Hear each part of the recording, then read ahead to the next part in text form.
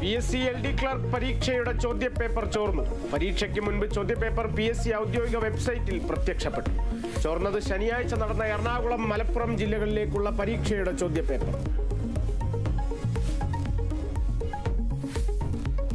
സ്വർണ്ണക്കടത്തിൽ ആരോപണം കടുപ്പിച്ച് KT ജലീൽ. പിടിക്കപ്പെടുന്നവരിൽ ഭൂരിഭാഗവും മുസ്ലിം സമുദായത്തിലുള്ളവർ. ഖാളിമാർ ബോധവൽക്കരണത്തിന് തയ്യാറാണ്. മണക്കാട് തങ്ങളോട് ഫത്വ ഇറക്കാൻ ആവശ്യപ്പെട്ടത് ഖാസി എന്ന നിലയിലെന്നും KT Jaleel. DGP MR Ajith കുമാറിനെതിരെ നടപടിയിൽ തീരുമാനമുടൻ. DGPയുടെ റിപ്പോർട്ട് മുഖ്യമന്ത്രിക്ക് മുന്നിൽ.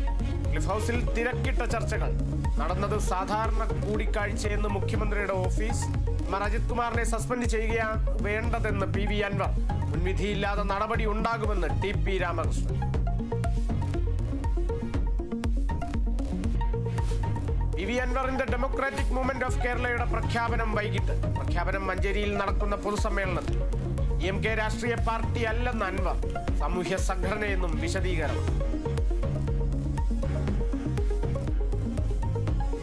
കൊച്ചി എടയാർ വ്യവസായ മേഖലയിൽ പൊട്ടിത്തെറി. ഒഡീഷ സ്വദേശി മരിച്ചു, 3 പേർക്ക് പരിക്ക്.